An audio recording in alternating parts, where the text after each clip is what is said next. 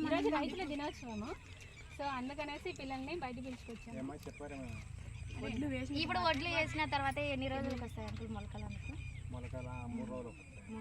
2 రోజులు 24 గంటలు నానబెడతాము. 24 గంటలు నానబెట్టినాక మొలక కడతాం.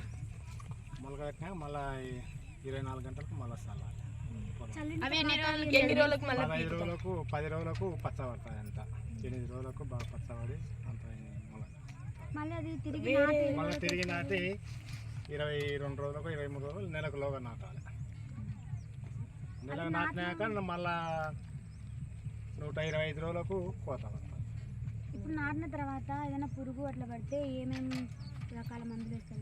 మచ్చు అంటే ఒక రకాల ఏముంది మందులు, అమోనియా కలుపుతాము, మామూలుగా భూమి మందులు మాత్రలు కలుపుతాం, కోరేటు అని గుళిగలు, ఇంకా మందులు ఎప్పుడు ఆ రకానికి ఆ తెగులు వచ్చింది ఆ తెగులకు కొడతాం. ఇప్పుడు అంకుల్ వరికి ఇట్లా తెల్లగా కోత వచ్చే దానికి ఏం చల్లాలి? అది పురుగు ముట్ట పురుగుకు మందు కొట్టాలి.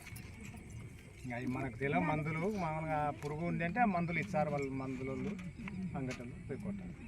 కలుపు ఇన్ని రోజులకు ఒకసారి అని 3 సార్లు ఇస్తారు కదా? కలుపు ఏం లేదు, మాకు పారే తీసేది. మామూలుగా మత్తలు చల్లుతాం కాబట్టి కలుపు ఉండదు.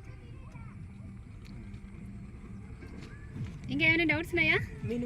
మినుము అట్లా పెసరా అది 90 రోజులు విత్తనం వేసినాక వారానికి 8 రోజులకు మొలిచినాక దానికి కూడా మందులు ఇంకా మామూలుగా మొక్కజొన్నకు అంతే. ఒక మందులు కొడతారు. మందు కొట్టినాక మళ్ళీ నెల దాటినాక 2వ నెలలో మత్తలు వేస్తారు. ఎందుకు అంకుల్ గుళికలు ఇచ్చారు మొక్కజొన్నకి? దాంట్లో సుళ్ళల్లో పురుగు ఉంటుంది. సావదనేది మత్తలు వేస్తారు కర్ర చేసి మళ్ళీ మందులు కూడా విందుతారు, నీళ్ళు విందుతారు. ఆ మత్తలు కాకుంటే మళ్ళీ నీళ్ళు కొడతారు. నీళ్ళు వేసి